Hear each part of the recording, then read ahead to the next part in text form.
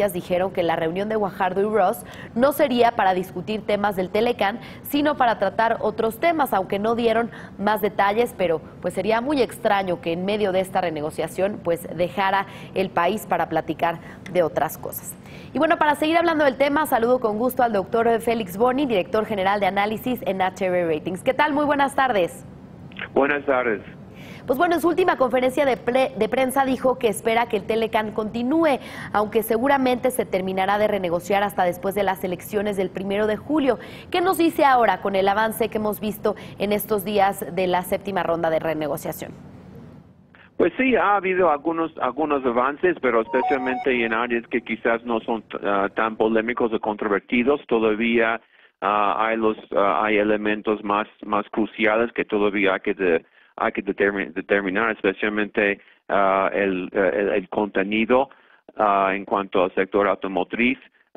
Yo estoy de acuerdo con algunas indicaciones que mencionaron antes, hace unos minutos, que es muy difícil suponer que se va a acordar algo a finales del primer trimestre. Yo creo que es muy probable que por una razón u otra se va a continuar después de las elecciones aquí en México. Hay demasiado, yo diría, incertidumbre en ese aspecto, y también como mencionaron ustedes, hay las elecciones para Congreso en Estados Unidos. Entonces todavía está bastante complicado, y yo supongo que y además hay muchísimos elementos pendientes en lo que está pasando en Estados Unidos y en México.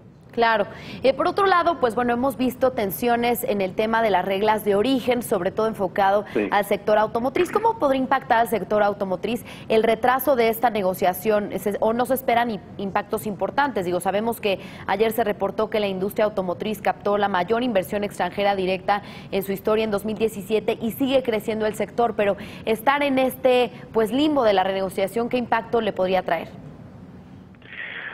Pues depende en las armadoras qué decisiones y qué están suponiendo. Yo supongo que van a seguir siendo una relación positiva en lo personal, es lo que yo creo. Yo creo que las ventajas de operar en México son muy fuertes. Hay muchos intereses en los Estados Unidos que están en favor de la situación actual. Yo creo que también ellos estarían presionando para que no haya cambios tan estructurales. Entonces yo supongo que vamos a seguir con el ritmo actual, y también existe la posibilidad inclusive que el sector automotriz en Estados Unidos, quizás en términos de ventas, quizás está llegando a puntos relativamente altos, y quizás también podría entrar en un periodo de un poco de consolidación que también podría afectar las condiciones aquí en México, independientemente de las expectativas en cuanto al Tratado de Libre Comercio. Bien, y por otro lado, ¿qué impacto pues se ve en el tipo de cambio durante esta renegociación?